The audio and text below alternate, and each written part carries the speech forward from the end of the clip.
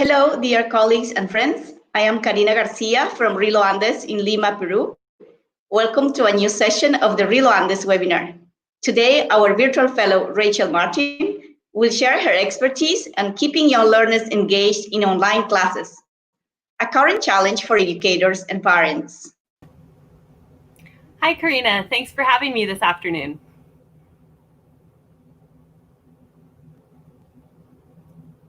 Hello, Rachel. Thanks for having us today. Rachel Martin is a teacher trainer and curriculum developer and has worked in France, Senegal, Paraguay, and Peru. Rachel holds a TESOL certificate and a Master of Arts in Teaching and teaching endorsements for Washington State in ELL, ELA, and elementary education. Rachel has taught from preschool to adults and was a fellow in Peru for 5 months. Rachel is now our virtual fellow. Thank you, Rachel, for being here with us today.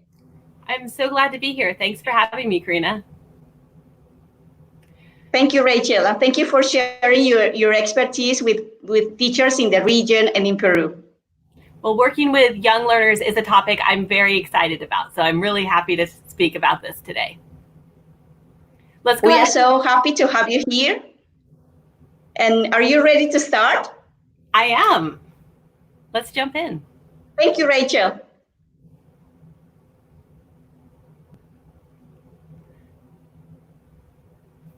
All right. Good afternoon, everyone. As Karina mentioned, I used to teach elementary school. I've taught learners as young as 4 years old, all the way through 10 years old, and then into, in the US, what we call middle school.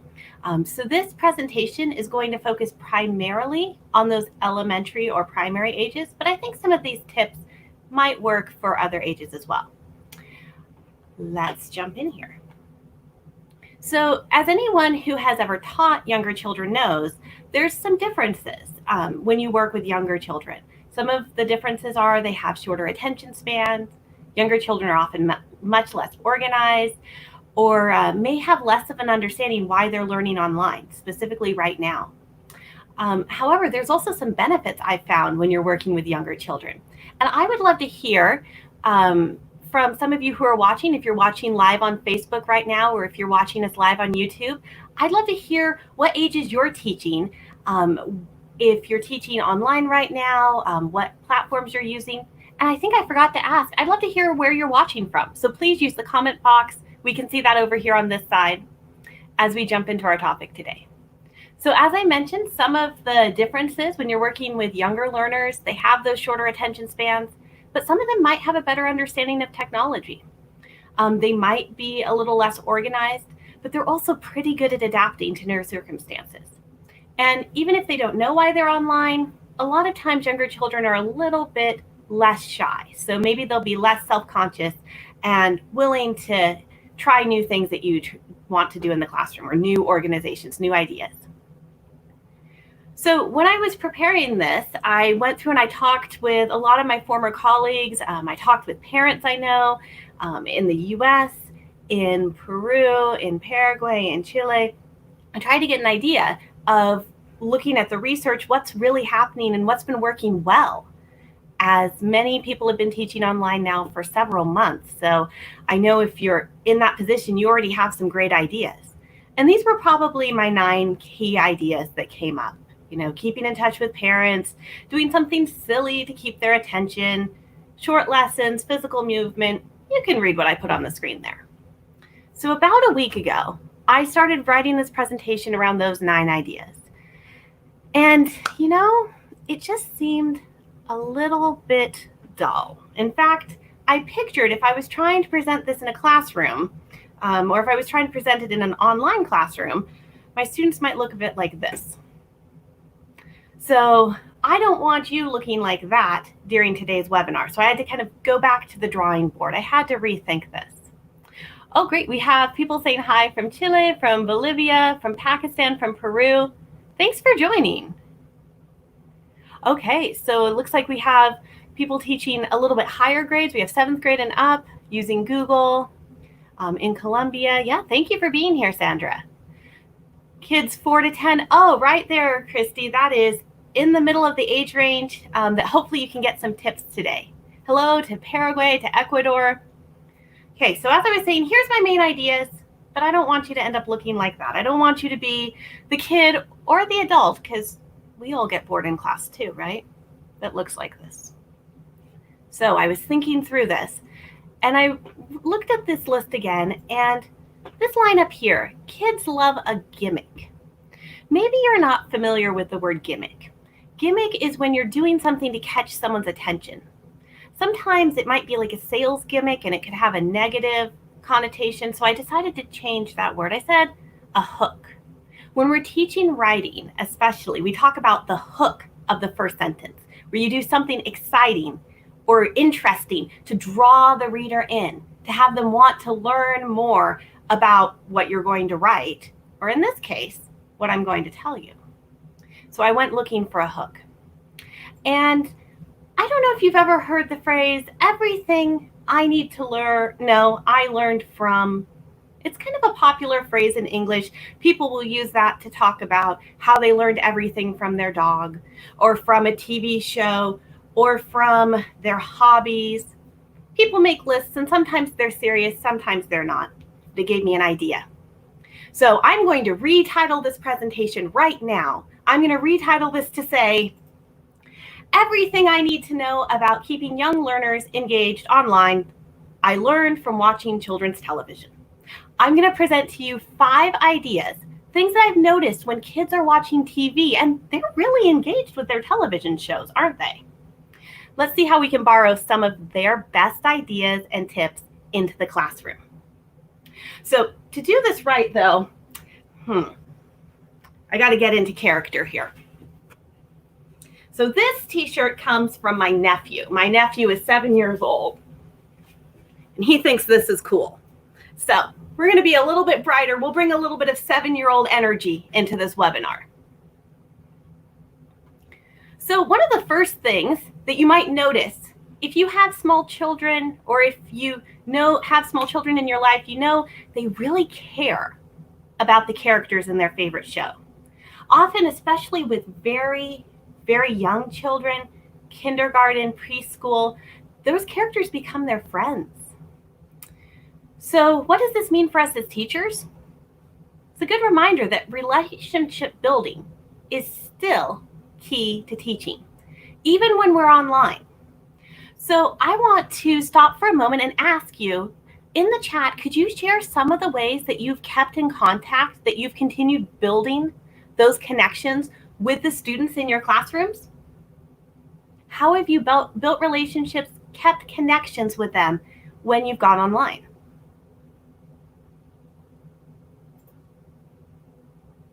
I'm going to share with you some ways that have worked for me. Right now, I'm teaching a class that has some 10-year-olds in it, and we have met everyone's pets. It has been very important that people introduce who is around them at home. So here's mine. Making his RELO Andes webinar debut, this is Edward. It was really fun on the first day or two of my class that all the kids brought their pets over to the camera, and they held them up and they told us their names. And I think it made them more comfortable. It also naturally led to questions and interactions, because when you put that cute little face up there, people want to know a little bit about it. Of course, not everyone has a dog or a cat or another pet at home.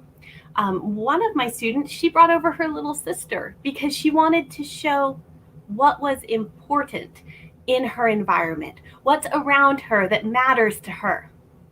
Oh, I'm seeing some great ideas here from the comments, reaching out to families by WhatsApp, involving the pets, just what matters to your students.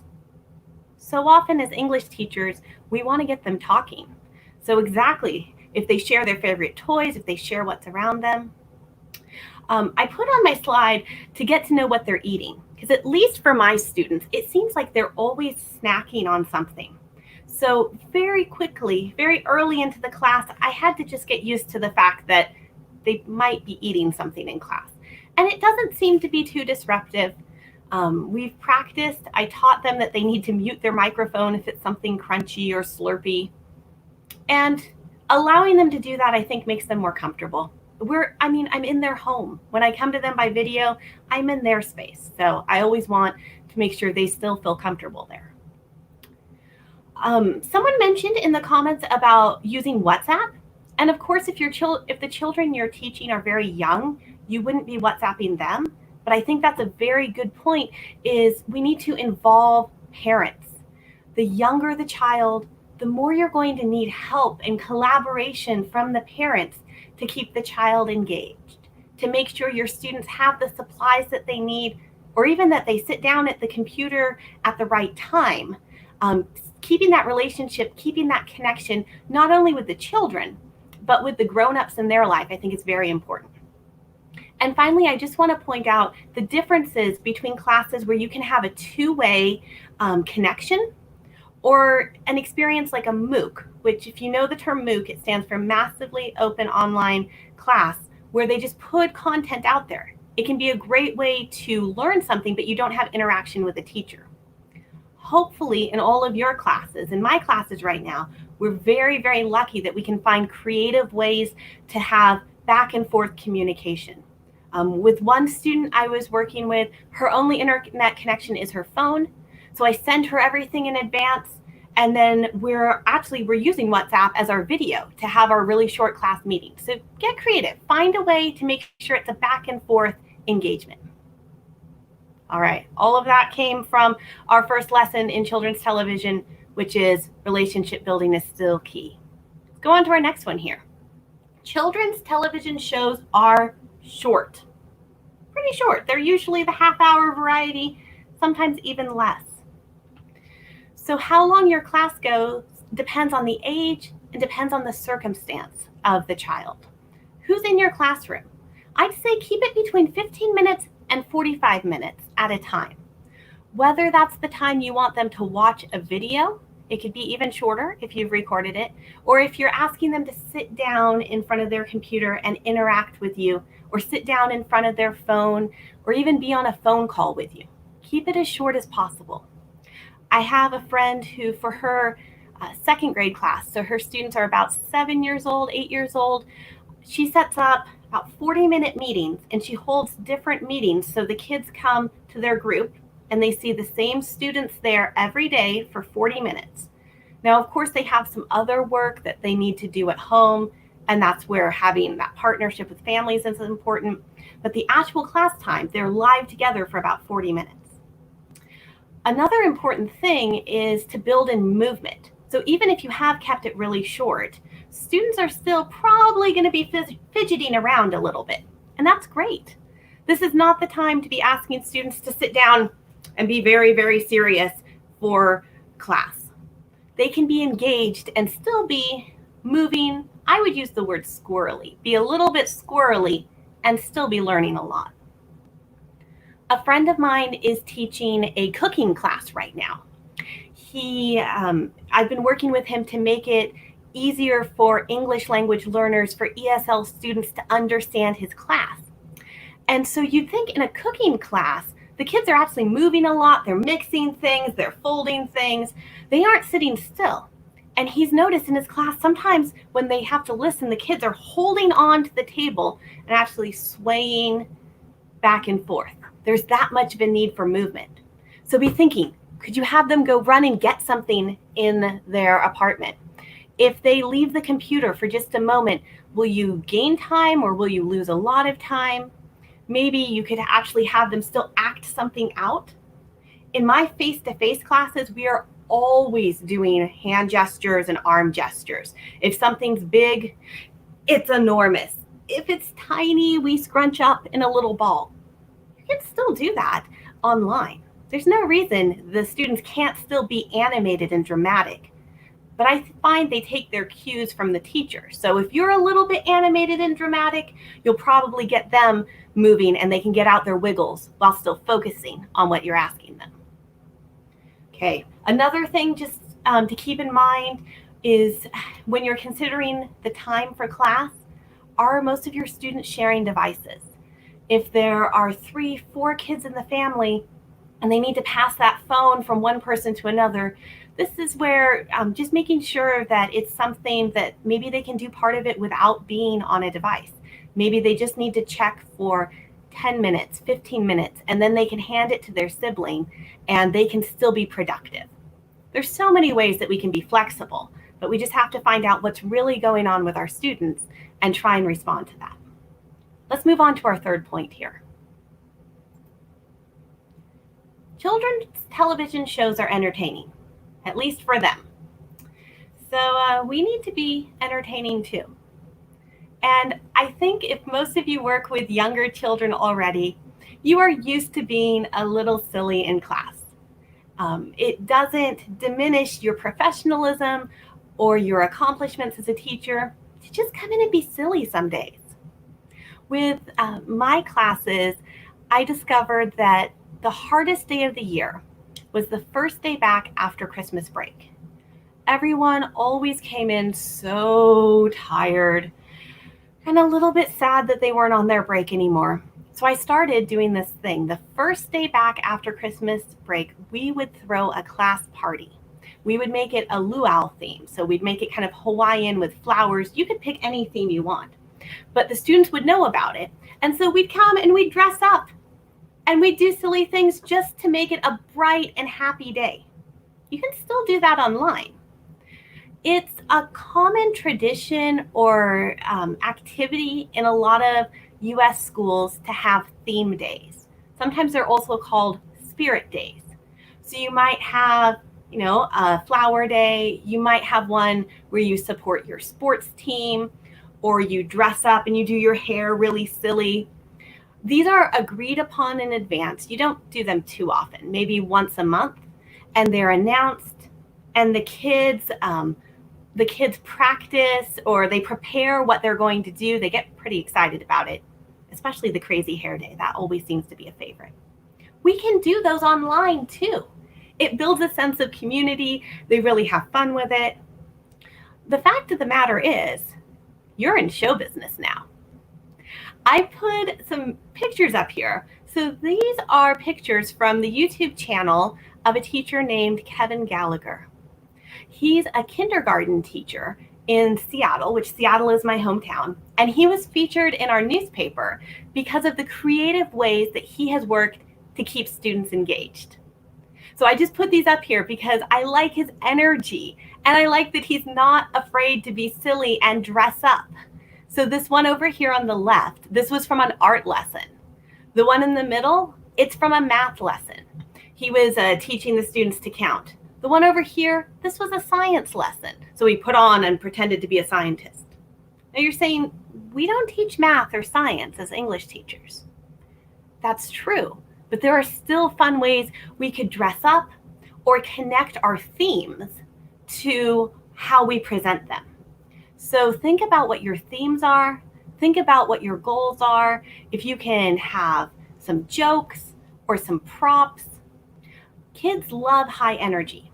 I don't think there is anything wrong with showmanship in the classroom.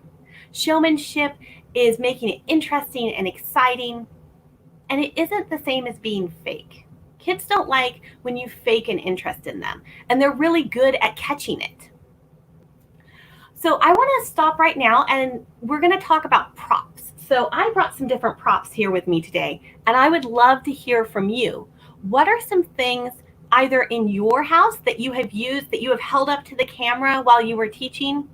Or maybe what were some things that you asked students to find in their homes, in their environments that they could show as part of an English lesson? So let's see, some of the things I brought with me today.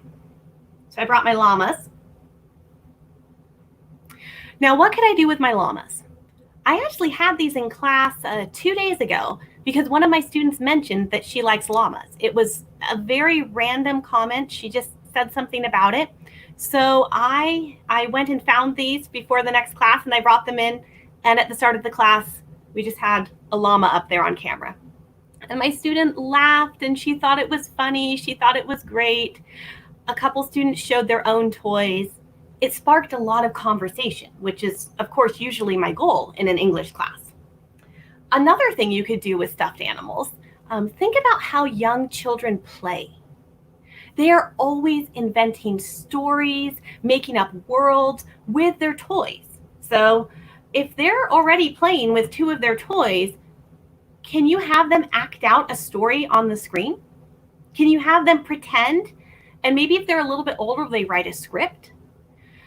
This can also help children who are shy. They probably don't have actual puppets at home, but you can hide your face behind a character and still talk and still be heard. And that might help some of the shy students act in class. Another idea could be if you just have one who's always there in your class, maybe this guy is learning English.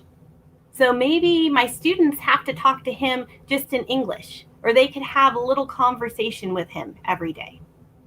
It's a hook. It's for fun. I do it in my face-to-face class. I can do it online. Let's see, did we have anything from the comments here? Ideas of what you might use in your home to help your students get talking and speaking and interacting? They're really interested in the toys. Exactly. Something I did recently, and you have to know what your students have around, but I knew my students had maybe 1 or 2 books around their house. So I asked them to go find a book, and it didn't even have to be a book that they had read. It could be a book from their parents, because what we did was we compared the covers. So if I put up, let me put up 2 of these here. If I put up these 2 books, we can talk a lot about just the colors and how I get the idea that this one's a lot scarier than this one. This book I happen to own more than 1 copy, so we could even compare, well, this one looks a lot happier than this one. We can make predictions, we can guess, we can talk. Okay, when I see a book that's yellow and says luck on it, what do you think is going to happen? So even if we never read the whole book, we can have these great conversations off these little props. Let's see, other things they could bring to class. You're going to laugh at this one. They could bring their shoe. If everyone brings a shoe to show, we can compare shoes. Think of the language structures that you could get. My shoe is black, like Marcella's.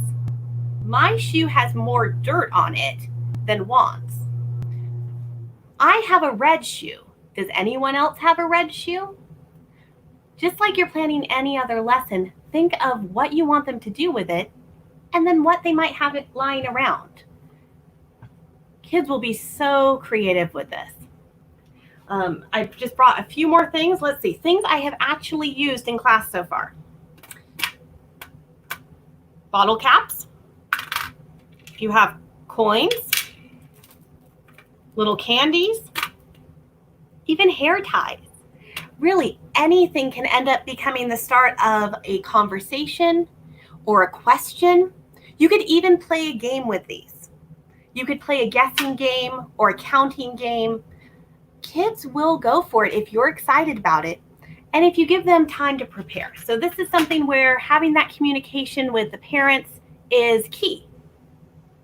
Oh, I love all these ideas, how people are connecting with the characters that the kids already know and love on TV. Let me jump back into my slideshow here and show you a quote from one of the people who's actually been involved in creating a lot of those television programs that have been super popular with young learners.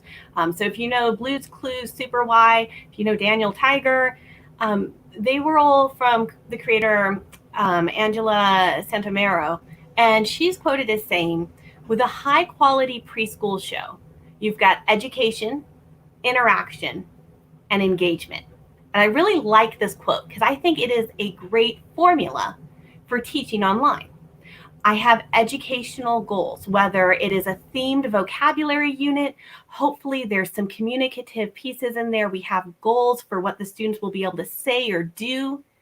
We have to have some interaction. So whether they're interacting with me, whether I have the technology that they can interact with each other, whether they're just interacting with a stuffed animal, and that's how they're practicing right now. And then we have the engagement, what makes them want to come back, whether it's my silly necklace, my silly shirt, or the fact that they really want to bring their shoe to class. I mean, can you picture? I have worked with maybe 8-year-olds, 9-year-olds who would think this is so funny. They would laugh. They would laugh for 5 minutes. And then, depending on the class, I might tell them they actually have to write a story. Pretend that Maria's shoe becomes friends with Isabella's shoe, and they go and have adventures. It sounds ridiculous, doesn't it? But it might work. And then those two students have to talk on their own, and maybe they write a story together. And they can come back to class in a day or 2 days or 3 days and tell us their silly story of their shoes going on an adventure together. And if they've worked together either by WhatsApp or on Google Docs, or they called each other on the phone, they could collaborate. We could do all sorts of things with this. And it just started with, how did I hook them in? Well, they brought a shoe. Let me move on to our next point of things we can learn from these shows. Children's television shows are repetitive. All the parents in the audience are nodding along with me. They follow a pattern. You hear the same music over and over. We have to remember that children love patterns, and they don't get bored as easily as adults. I don't know if any of your students were obsessed with Frozen. I mean, it's been a few years now, but I am sure I can still sing Let It Go perfectly because of the number of times I heard my kindergartners sing it. Kids love patterns. They love repetition. So although we want to do new and engaging things, it helps us to keep similar structure. So in my classes, we have a very clear opening and closing routine. It takes about our first 10 minutes and our last 5 minutes.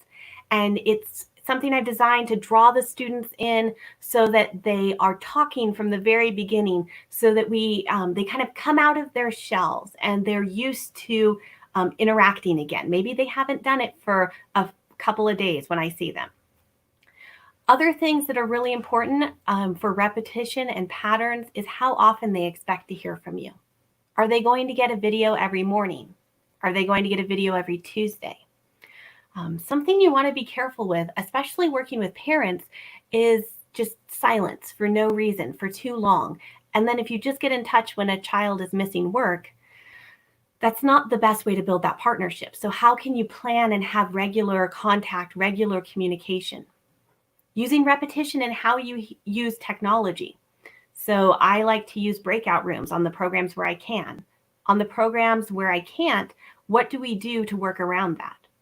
How do I send them the files? I try to do it the same way every time so they know where to look and how to download them.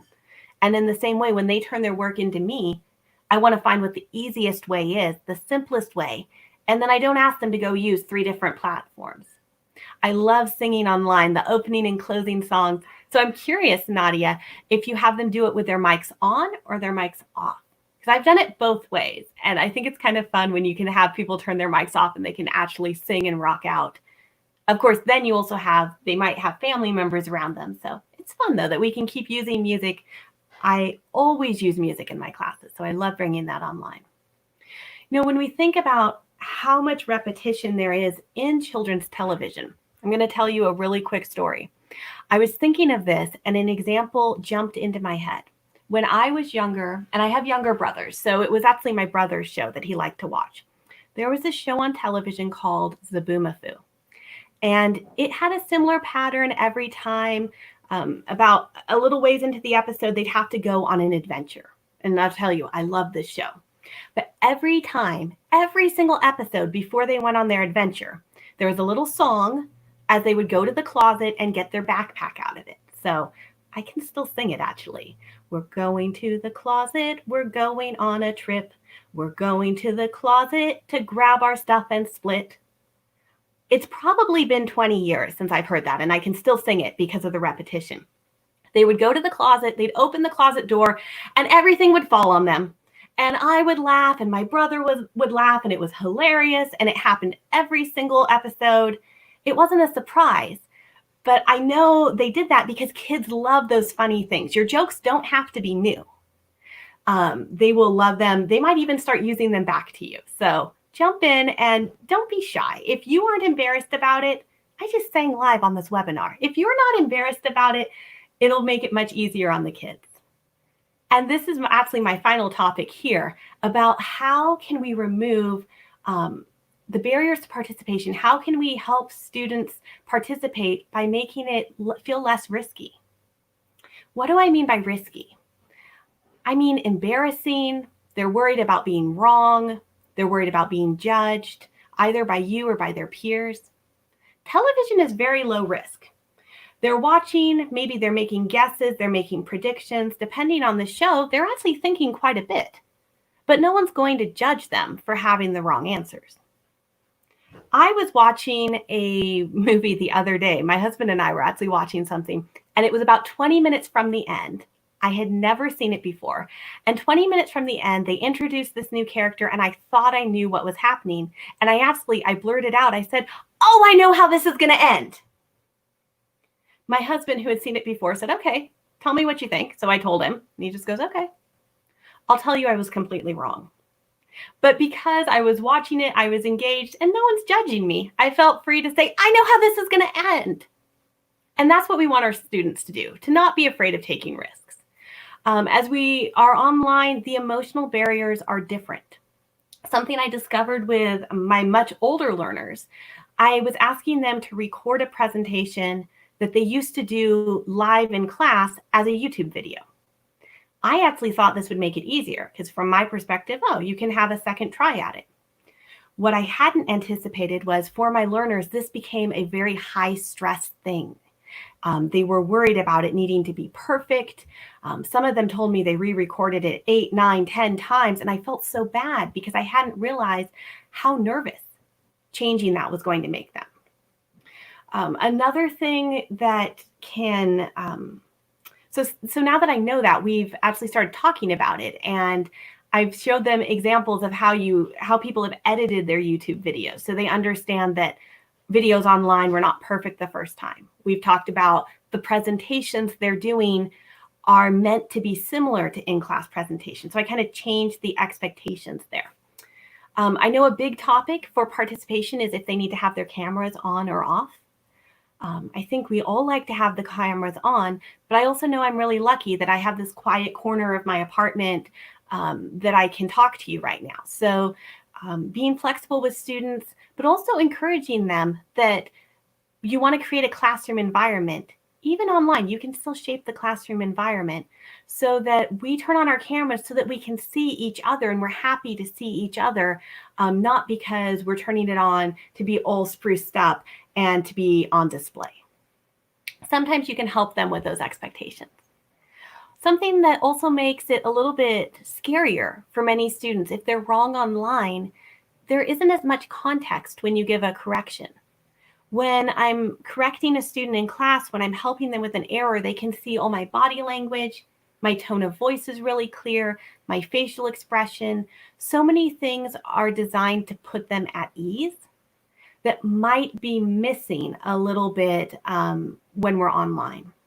However, if you've really worked on building those relationships, and if your students trust you and they know why you're correcting them, I think that can go a long way.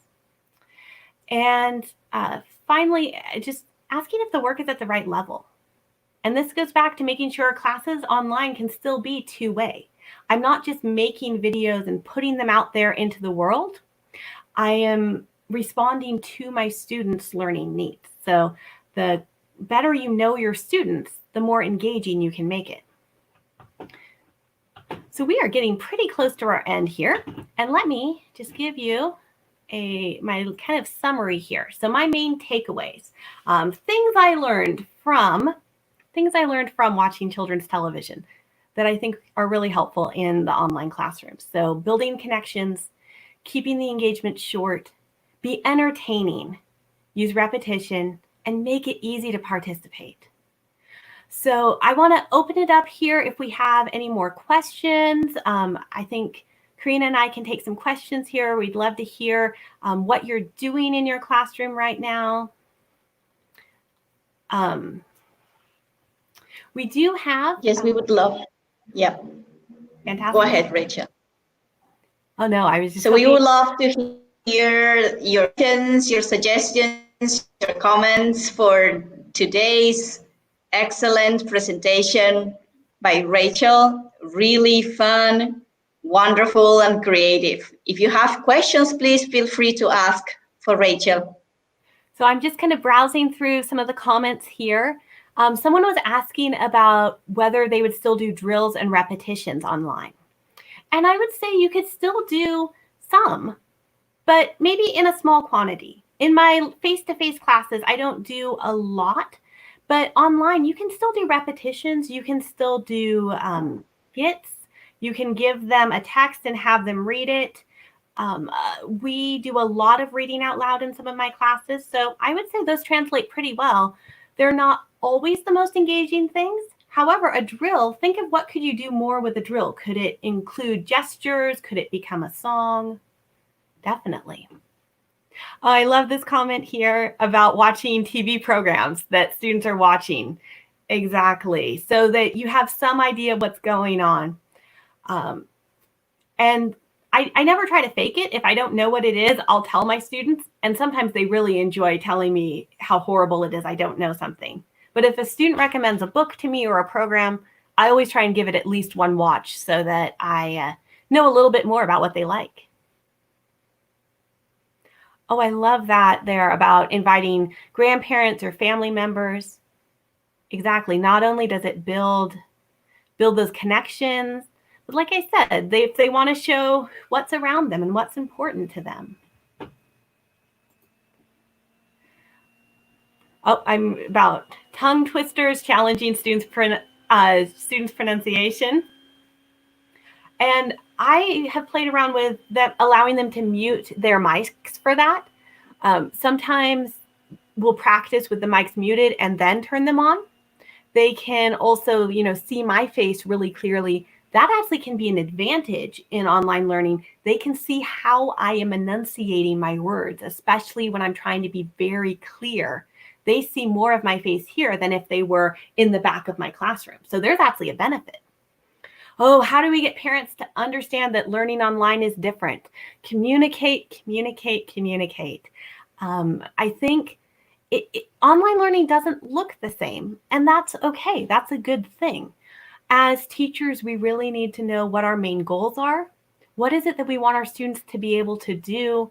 What do we want them to take out of the class? And if we start with that, almost using a bit of backwards design, I really do like backwards design, use that to build our lessons. This is a time where we have to shake up what we've been doing before, but there's often new ways to achieve the same goals. Kahoot is always a lot of fun. Yes, Rachel, Yes. you mentioned something important about risks. Why is it important to remove those social and emotional risks to keep our learners, young learners, engaged in online classes? Well, I think it's important to remove those social and emotional risks in an online class for the same reason that it is in a face-to-face class. Because when students are nervous, they won't perform their best. When they are apprehensive, when it feels dangerous to speak because they don't want to embarrass themselves in front of their peers or in front of their teacher. Maybe they really admire the teacher and they don't want to be wrong. That will shut them down. As language learners, conquering fear is a very important step. So anything we can do as teachers to lower that affective filter. And in the classroom, if I have a student who's a little nervous or afraid, there are many ways to work around it.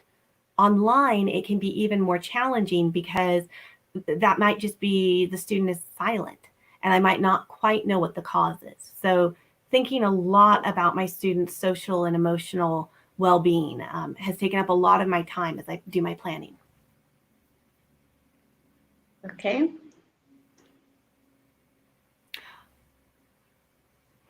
A question about using TPR. I would think that really goes to your teaching style. I'm sure you can still integrate a lot of it online. So TPR is total physical response. It's a specific style of teaching that involves giving instructions and having a lot of movement. And I love having movement in the class. So I think you could use it. I don't know if I would use it for a whole class, but that would depend on how you would teach and how old your students are. I mean, I watch children dance along with television shows and they learn the routines that singers have in their favorite songs. So I'm sure that if they're engaged, you could use it pretty successfully. Well, I think if you have more questions, please feel free to share with Rachel. And before we go too much further, I want to actually share another opportunity here, Karina.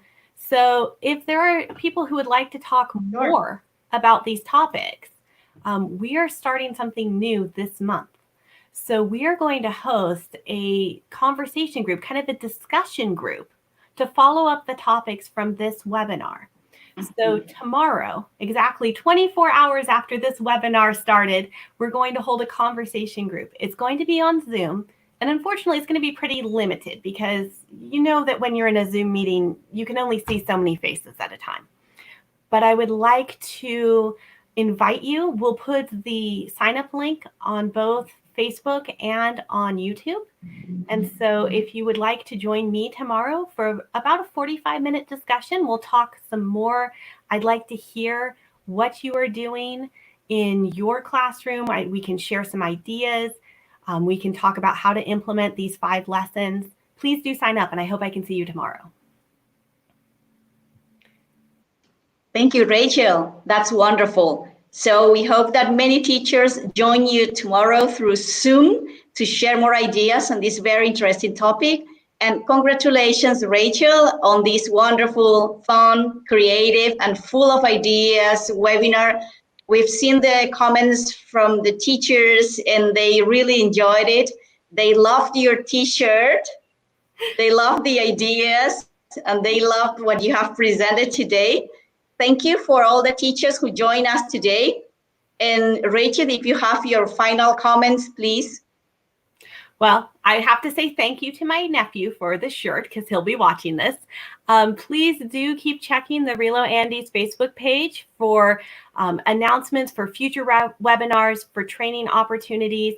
And if you aren't already, follow the American English page on Facebook as well for more information, more ideas that you can use in the classroom. Thanks for being here, everyone. Thank you, Rachel, and thank you all for joining us today.